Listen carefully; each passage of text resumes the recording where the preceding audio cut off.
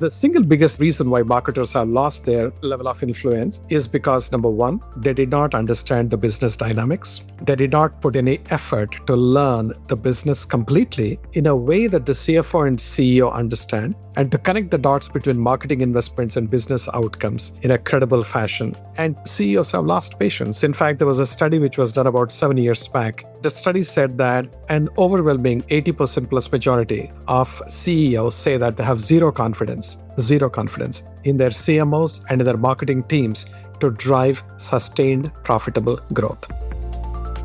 Welcome to Time for a Reset, the marketing podcast that gets behind the thinking of the industry's sharpest leaders, shaping the world's most iconic brands.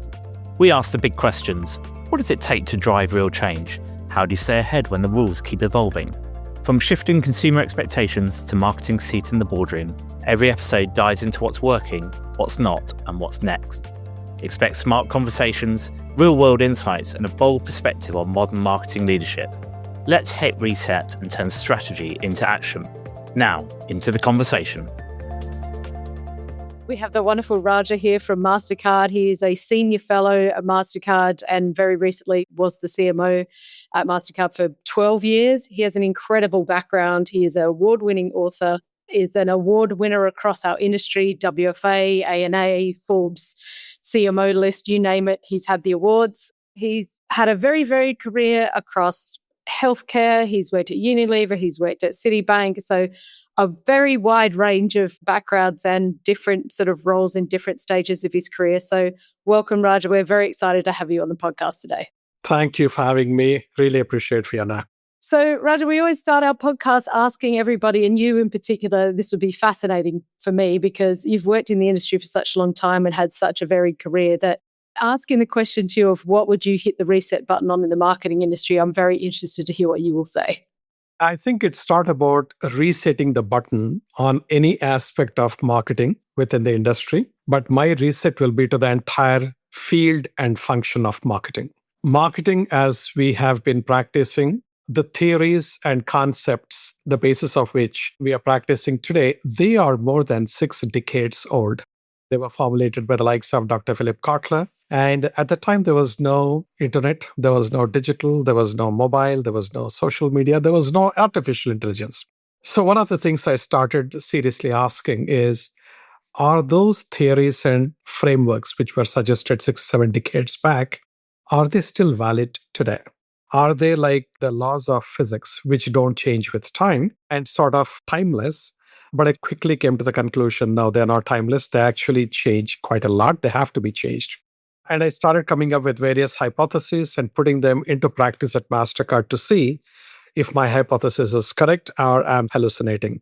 And I came to the conclusion eventually that everything, all the way from insights, which is the first step of marketing, all the way to customer retention, customer upsell, cross-sell, and everything in between, the entire marketing value chain has to be reset. And the new way of reimagining marketing, what marketing is what I call as quantum marketing, is a subject in the title of my book that I wrote almost 4.5, 5 years back.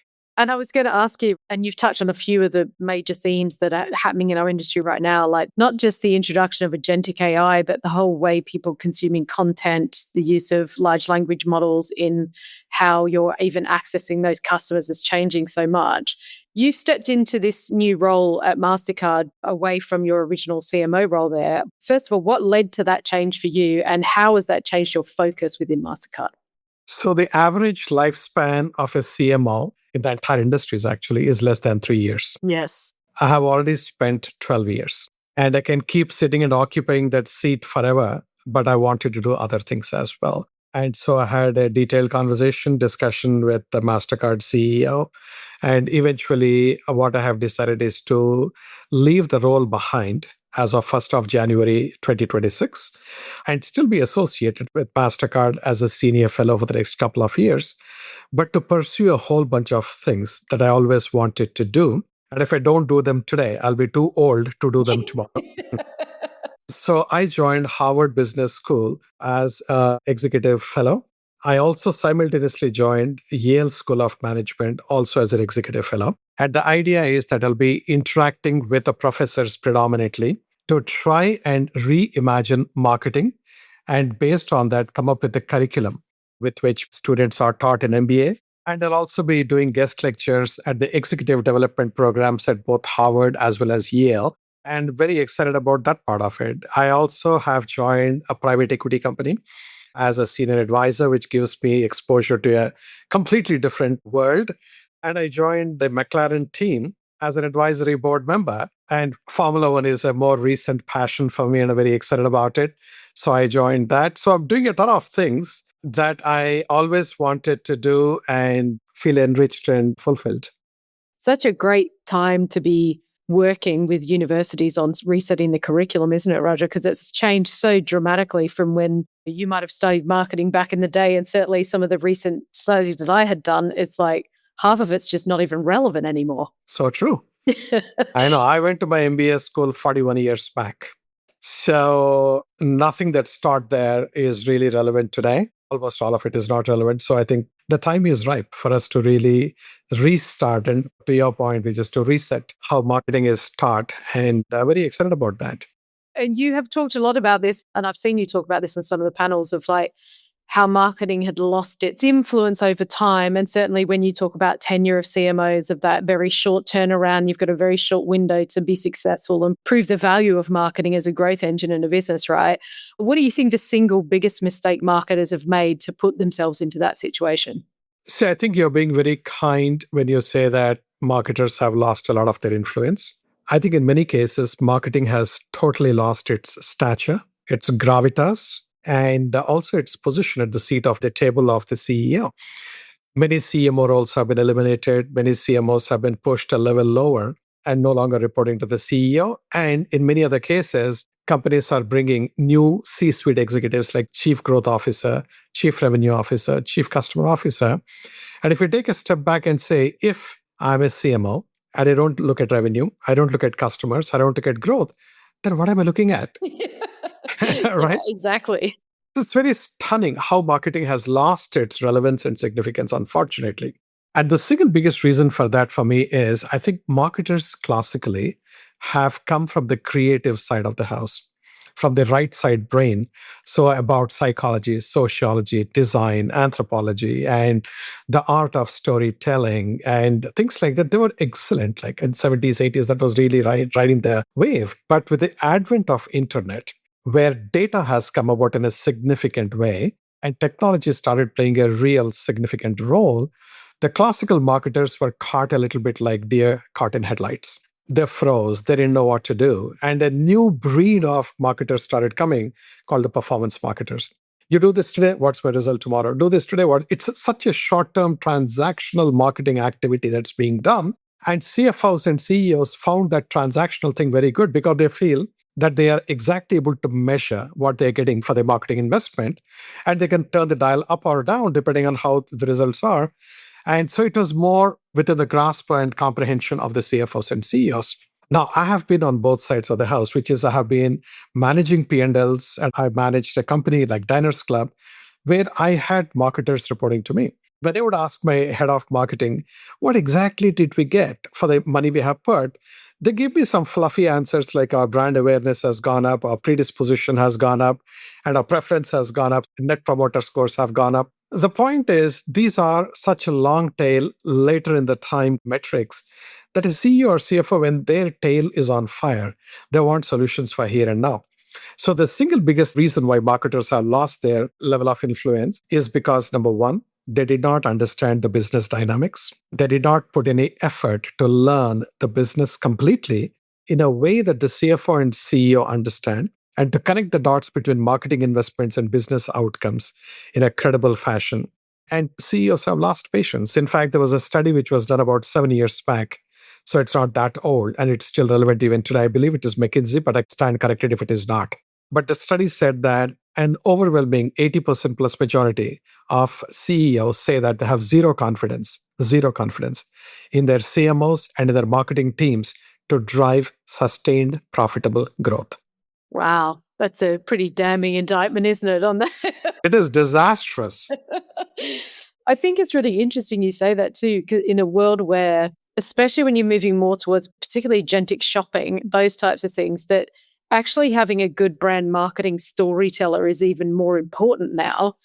But I think the most successful CMOs I've seen are the ones who are both fantastic brand storytellers and can speak in terms of data and outcomes.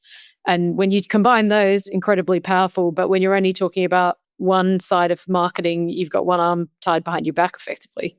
So it's so interesting because more and more what we're starting to see now is more of that creative storytelling, brand marketing starts to come back in the fold again, because in a world of AI and mass-produced content creative, where's the differentiation going to come in again? It's going to be with the creative storytelling, right? So it's a fascinating cycle we've gone. Cycle that comes back, exactly.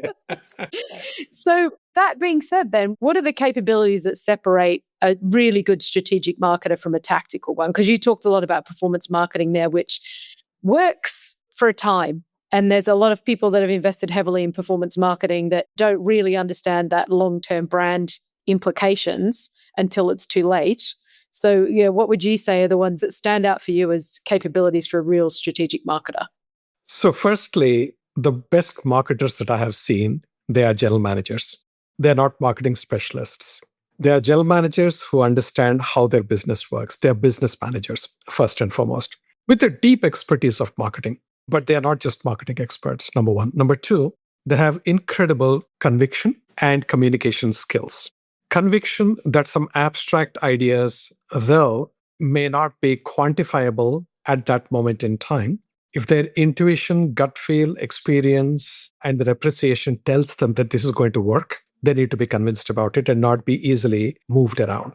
They cannot be backing off. If they think it is something really good, they should have the spine to stand up and say, this is going to work and I'm going to stick my neck out. And to communicate that effectively in a language that the CFO and the CEO understand. The CMO today is the ultimate connector. So if you look at marketing, it is at the confluence of so many functions. The marketing has become very tech-driven. So if you don't understand technology, you are a bad marketer. And you should be able to speak the language of your CTO or CIO and be able to effectively partner with them. And they will just be dismissive of you if you don't know about technology. They don't have time and patience for you. They can easily spin some mumbo jumbo and you are lost, and then they just move on and then you're left behind. So you need to know technology. Marketing has been data intense and data driven. Now it is even more data intense than ever before. With everything around us getting connected, we are gathering so much of information and so much of data. How do you make sense out of it? And how do you put it to good use in a responsible way? So you need to have quantitative mindset. So if you don't understand data, you're gone. Number three, you need to understand finance, because your CFO can be your biggest pain or your biggest ally. And I found that my CFO has always been my best buddy because we speak the same language and she understands my situation and I understand their situation and we are empathetic and then we work together as a team. Like, for example, 3-4 years back, I remember I took my CFO and we did a joint session on the center stage at Cannes Lions. And I wanted to demonstrate that CFO-CMO partnership and how critical it is. So I would say my best buddy in the company is my CFO, Sachin. You need to be a real leader, which means when you're in a meeting, when you're at the CEO's table, don't just be a functional specialist who talks about your function, but talk about the business. Participate, ask questions, be a full-fledged person, holistic person, business person, and also be an advocate of talent and a developer of talent, because you cannot do everything yourself. And best talent, in my days, 41 years back when I graduated from my MBA, marketing was a top function. The best students, the toppers, as we used to call the valedictorians, as they call it in the US, they would all go to marketing because that seemed to be creative, it's very pragmatic and a lot of very glamorous. You travel a lot, you meet interesting people. It's an exciting field, right? Today, marketing is one of the lowest desired functions in MBA schools or in colleges, for any, whether MBA or otherwise. It is ranking only above two functions, accounting and nursing. Wow. That's an indictment as well, isn't it? That's how low we have stooped down to, right? As a function. That's unfortunate. We really slipped. So the key thing is, today, if you want to get the best marketing talent, we want people who think with right brain, left brain, general managers, top talent, great stuff. Those people don't want to come into marketing. They want to go and start a company in Silicon Valley or somewhere, or they want to join an investment bank and mint boatloads of money, or they want to be in consulting because of the variety and the scope that they have got. Nobody wants to come into marketing. Therefore, how do you actually attract the right talent? And because they are not coming fully prepared, because what is being taught in colleges is so obsolete, how do you really train them, develop them, and help them grow and realize their career dreams and aspirations? During my days, again, I would say, if you got promoted in 3 years, you consider yourself to be a fast riser. Today, 18 months, and people say, how come I'm not yet promoted? Yeah, I was going to say the expectation is a lot shorter than that now. Exactly. They want things to happen in a hurry. Oh, I've been in this job. What we used to actually say at one point at Citibank when I was there, they said year one is learning. Year two, you're actually beginning to make the changes that are needed. Year three, you're performing extremely well. Year four is when you see whether it was a flash in the pan or it is a consistent thing. So typically 4 years is where you stay in a given stint. So the new generation of folks, 4 years, they said that my lifetime. I'm not going to Yeah, stay you've got that long. 6 months to be Exactly. onboarded and performing. So how do you keep such folks engaged, inspired, motivated, and continuing to grow? So you need to be a real people leader in that sense. So the combination of all this is what is Leonardo da Vinci. I was going to say as well, one that we see a lot more now is you got to be an operations specialist as well, because so much of the actual marketing operations spans the layers of every part of the organization. So you're dealing with sales systems, sales people and process, and then you're dealing with the finance team, the billing organization. There's a whole range of different touch points, the technology team. And if you don't understand how they all fit together and stitch together, the handoffs are a nightmare. You're redoing work, things are slow, all of those good things. And I think to your point, Raja, about the capabilities, we're starting to see a real trend now that people are moving across into marketing that have already been working in other roles and move into different areas of marketing as a result of having exposure to the marketing team and realizing it's actually quite an interesting job, but not necessarily wouldn't have been their first choice at university, but might move over from a sales position or from an straight operations job, a media practitioner or whatever. It's a little bit more fluid now than what it was. I don't know too many people that work in marketing today that went to university and did a marketing degree. True. That's absolutely true. And in fact, there are some companies, and I don't know how it is with Unilever these days. When I was working with them, we used to have a rotation program. They call it job rotation. So you start in sales, then you go into marketing. And marketing had all the 4 P's of marketing, not just 1 P of marketing. Then you go and spend time in a business as a finance person. Then you become a business leader. And then it keeps going up. But by the time you reached a decision maker level, like a CMO equivalent, you are so well rounded. And people had stints in R&D as well across the board. So I think that kind of a philosophy is more valid today than it ever was. Yeah. Just changing tack slightly, I know that we sort of touched a little bit about AI at the start. You can't do an interview today without talking about it. With the impact on marketing for AI is that everyone now has access to the same tools. Things are rapidly developing so quickly that what was a differentiator 6 months ago is now table stakes. If technology is no longer the differentiator in marketing, what is? This is such a great question and a great point. What will happen is technologies, AI is, of course, one of the biggest breakthrough technologies that we have. But technology in general, it levels the playing field. It's the biggest leveler of competitive field. And when that happens, small companies, large companies, they're exactly in the same boat or in the same race with the same capabilities to go. So scale is not going to be a gigantic advantage. Actually, it might be sometimes a disadvantage because your speed of change is slower and so on. In that situation, the single biggest differentiator is going to be marketing. Your creativity, your human connection, your ability to curate experiences and immersive way to engage consumers and influence their choices and preferences towards your brand, I think it's going to be humongous. And so I'll say innovation and creativity driven marketing. And to your earlier point, now this is going to be the renaissance of marketing all over again. This is the golden era that we are at the verge of as far as marketing is concerned. And companies will realize it very quickly because right now, every CEO is struggling to have that growth algorithm. And marketing can be the best enabler and driver of that growth algorithm, a creator of that growth algorithm, right? And people might argue, hey, with agentic coming in, does emotion even matter? Because everything is decision driven by the AI on behalf of the customer. My answer is absolutely. Emotion is even more critical now than ever before. Yeah, absolutely. I agree with you because a machine is not buying. At the end of that transaction is still a person. And if they don't want to buy your product, they won't. That's right. So well, I was going to ask you actually about that. You talk about growth. Of your tenure at Mastercard was one of the fastest growing brands globally, bar none, in that period. What did you do differently to make marketing that growth engine and not seen as like a cost center or just a creative function? What was the changes that you made there to really push marketing to be that growth engine? See, there were a handful of things we learned along the way. And I was coming up with a hypothesis and testing it on Mastercard. So we were trying to eat our own dog food to see if it's going to be successful or not. And by and large, we had really redefined how marketing was done at Mastercard completely. To begin with, I started questioning about how we were communicating with consumers. It was essentially advertising, and Priceless is a brilliant platform that has been there. And if you tell somebody that Priceless is not working or it's not working as good, you'll be shocked because there was so much of passion about that. So I looked at all the data. Priceless stopped doing things for the company. It was not making any more difference at the time. So I said, look, Priceless as a property is unique to MasterCard, so I have to retain it, but I have to reinvent it, reimagine it. So from Priceless being an advertising platform, we moved away to making Priceless a holistic experiential marketing platform. As opposed to spot and celebrate priceless moments in life, what we said is let's create priceless moments in people's lives. So to do this, I needed money because experiences are difficult to curate.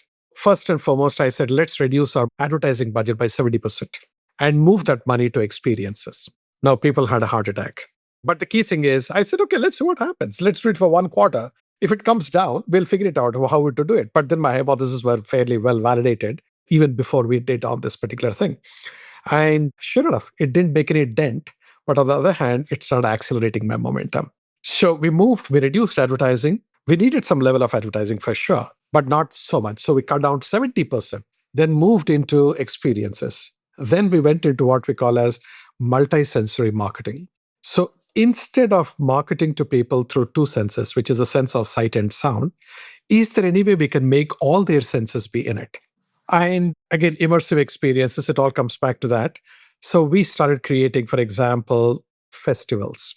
We started creating like carnivals. We started creating restaurants. We have 11 restaurants around the world at this point in time. And a couple of them are Michelin-starred restaurants now. So for the price of a billboard, you're able to run a full restaurant. Yeah, that is pretty impactful, isn't it? All right. And that was eye-opening because restaurant gives you revenue, which offsets your expense. So while a restaurant might take 50 times more than a billboard, because you're earning a lot of your revenues back if you run the restaurant in a good way, then for the price of a billboard, you're actually able to engage consumers at an unbelievable level of depth, and it works brilliantly.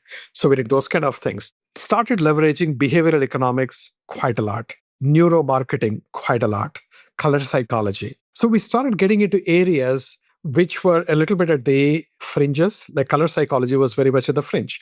But when I looked at that and I said, why are we not leveraging it? Because color has got such a deep impact on the emotions and feelings of a consumer. We just have a logo, red and yellow. Okay. But then beyond that, other than the fact that it's been there for 60, 70 years, there was no science behind it. So we started studying the effect of different colors and shades of colors on human emotion and likewise in the shapes.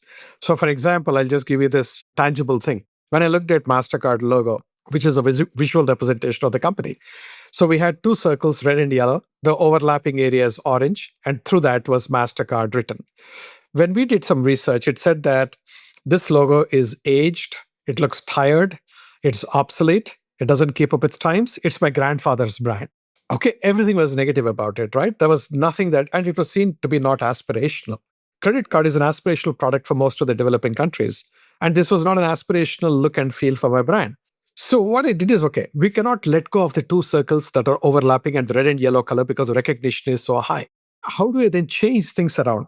So we started playing with the shades of the red and yellow and the orange. With marginal changes, suddenly they say, oh, this looks very contemporary. This looks very cool. This looks very youthful. This looks very aspirational. Romans used to do something in their architecture. It's called the golden ratio. When you look at the overlap of the two circles, You can have a lot of overlap or very little overlap, which is the right one. So we went to the golden ratio. Immediately they started saying, your logo looks beautiful.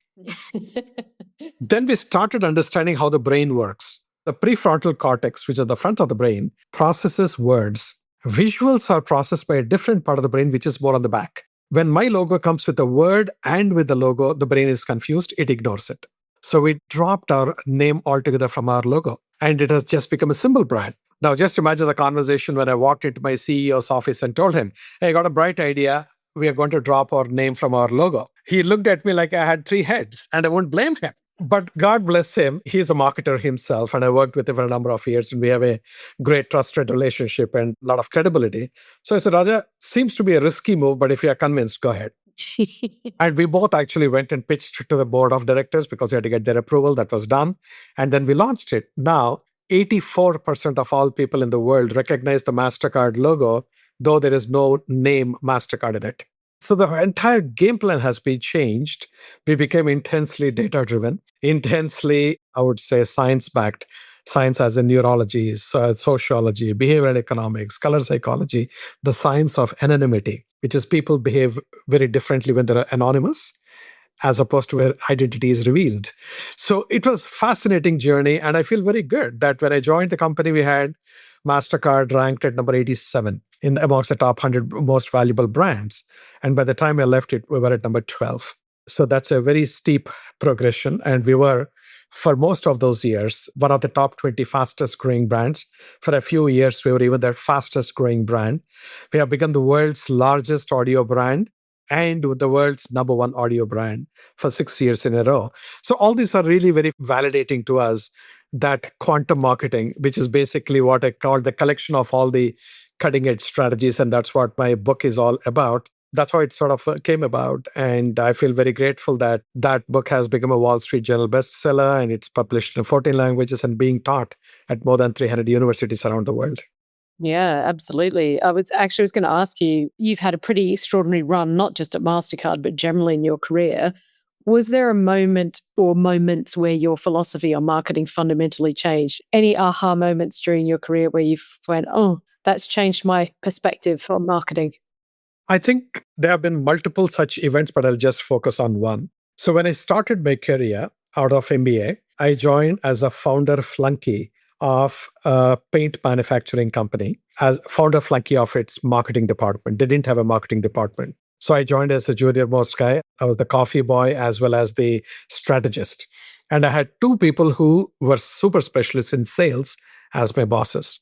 And because I was a valedictorian from my college, I had a free run. They said, oh, this guy knows what he's doing. Go and do whatever you want. And I created some campaigns which are award winning and all that stuff at that time. And I was rated very early on as the best marketer in the country. At that time, I said, wow, so all this goes to your head. And somewhere you don't realize, but you have started thinking no end of yourself. At that time, after 3 years, I joined Unilever because Unilever was a great company and I admired it. And they also gave accommodation. So the previous company in a place like Bombay, I used to stay as a paying guest in somebody's home. And Unilever said, you can have your own apartment. I said, my God, this is it. So on that basis, I went and joined Unilever. But guess the rude shock I had when the head of marketing for India, for Unilever, said, Raja, we are posting you to Delhi, New Delhi. I said, for what? He said, you're going to be looking after sales. I said, no, I didn't sign up for sales. I'm a marketing guy and I'm a successful marketing guy. Why the hell will I join sales? And he smiled. He says, we need to bring you to the ground, but trust me, go and do it. I went there. I hated the first 2 months. It is torture. It's a tough job. And in India, in those days, you had to go shop to shop and sell. They were not like departmental store chains where you have B2B with sales. Here you walk as a salesman and you had a journey cycle, 40 shops every single day in and day out, 6 days a week. It was torturous. The weather was hot and it was a horrible life. You're tonight in this place, the next day, next city, next day, next city, next town, village. And then suddenly the aha moment came. I said, my God, these guys are leading such a tough life. But guess what? If these guys are not successful, all your campaigns that you create, all the products that you come up with, they're totally useless. They mean nothing at all. I would say that was the moment of a real realization that marketing is not a be-all, end-all, but marketing is just an enabling function. You need sales, you need technology, you need research and development, you need factories to produce at very cheap prices if you are into manufacturing and production, and so on. I think that was the single biggest moment for me. I said, okay, I will not be a marketing specialist, but I'll be somebody who understands marketing deeply, but I'll try to learn about other functions and be respectful of them and endear marketing to all of them. Yeah, I was going to say, I think anybody who has not worked in a sales position in their career should give it a run at some point and realize how difficult that job really is, because it definitely gives you an appreciation of all of the tools that marketing can provide to help a salesperson be successful as well. So true. And what I feel grateful is those people I worked with, some of them have passed, some of them are still there. So whenever I go to New Delhi, we have still a reunion and we keep in touch. But other than the lifelong relationships you build, they taught me the importance of sales, and the real marketing warfare happens on the streets and in the shops. So that's real moments of truth out there. So just coming back to our original question, how you've described what the reset for the industry looks like, and if it unfolds the way you envision, what does the marketing function look like 5 years from now? So I think marketing function first will be the key driver and the lead function like it was 41 years back. You define the agenda for the company and you drive that agenda in collaboration with various other functions. Number one, marketing will continue to be the single biggest owner or driver of P&L. They will be truly of consequence to the CEO and to the board. Their gravitas, their stature will be at a different level. Marketing as a function will become a multi-speciality discipline as opposed to a linear unidimensional function. So it'll have profound technology expertise residing within marketing, profound data analytics capabilities within marketing. Of course, all the sciences like behavioral science, psychology, sociology, anthropology, all these will reside within marketing. Risk management will be in marketing. So risk management, because marketing, you've got the brand risk, brand disintermediation risk, data risk, competitive risk, product obsolescence risk. You got so many types of risks which are there. Marketers don't focus on it as a function. For example, at Mastercard, I moved my CFO. So I had my own CFO when I was the CMO. I moved her to become my head of risk management. So she was defining what are all the risks that marketing has or the company has on account of marketing and how do you tackle. I would also say that marketing will become a unified function with PR and communications, and in some companies, even with IR. Well, the crisis management side of it has become so much more important. Totally critical, right? And also, I would say that marketing will be coming back to own all the 4 Ps. Yeah. So call it wishful thinking, call it visionary thinking. Whatever it is, I don't care, but that's where the future is going to be. I tend to agree with you on that, though, Raj. We're seeing that unfold in real time now, where marketing is really working at the nexus. It's only really marketing and technology that are seeing across every department and having interaction with every department all the time. So actually, it's not surprising to hear you say that. I was going to ask you a sort of more broad question about coming back to the most important attributes of the senior marketer of tomorrow. So that being the case, if that's what marketing is going to look like in 5 years' time, what skills do people need to be successful in marketing in the future? I think you need less and less of hard skills and more of softer skills. You need to be literally like a Leonardo da Vinci, right? Operating both from left brain and right brain with a high level of emotional intelligence, but also societal consciousness. And I'm not talking it from a woke sense at all. I'm talking about marketers grasping eventually that marketing can be both a force for good and a force for growth. And there is a force multiplier to you being a force for growth when you also are a force for good. It's a true force multiplier. That's number one. Number two, from a marketer's perspective, they have to be phenomenal leaders. They have to have appreciation enough about various functions, including finance and data and technology and your own business model for the company and so on, enough to ask the right questions, enough to understand the answers and make out whether those answers are spin or substantive. So you need to really know that.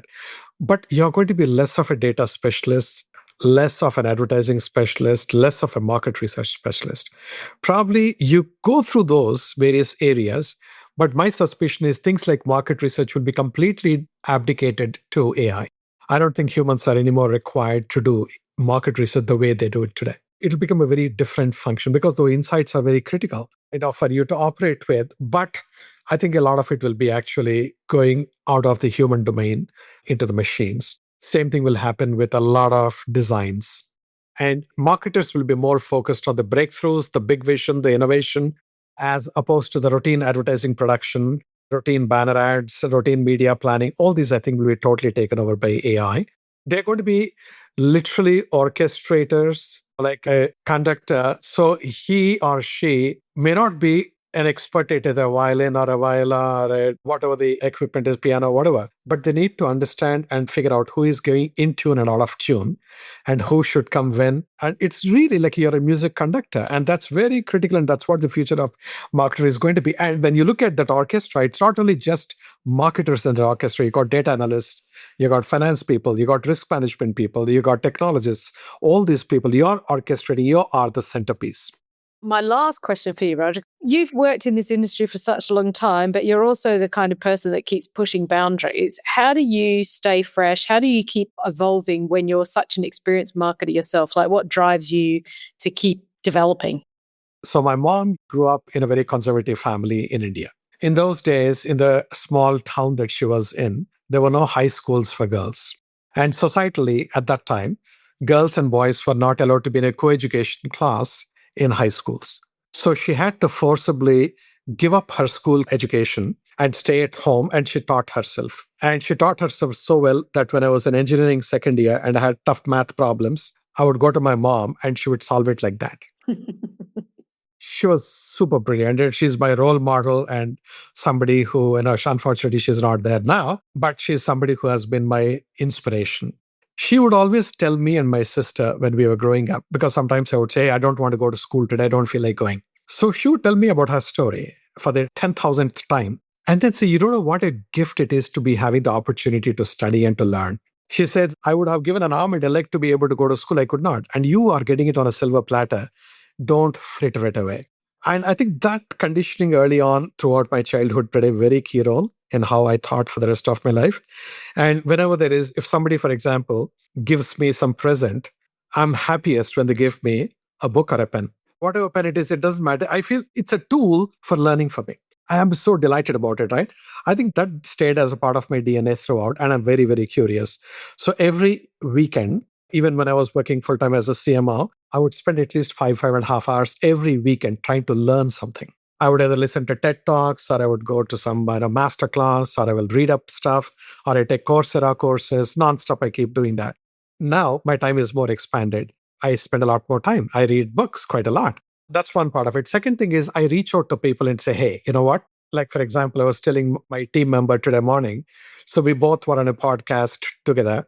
And the organizers of the podcast had produced some visuals of whatever I was speaking in real time.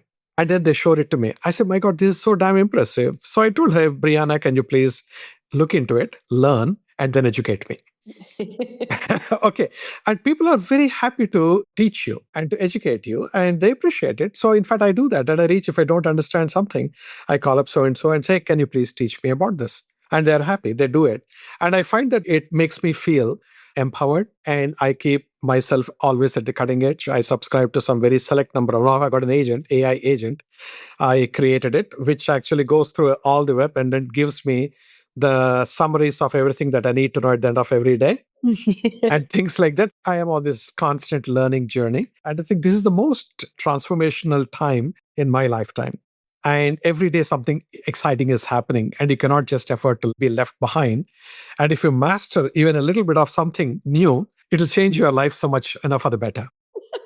Yeah, as the daughter of a school principal, same. Well, I've had that drilled into me for a very young age as well. I kind of feel like if you're not learning something on a regular basis, your brain starts to atrophy. That's true. I agree with you. And it gets harder and harder to learn new things if you stop learning new things. So it's like a self-fulfilling prophecy, isn't it? So true.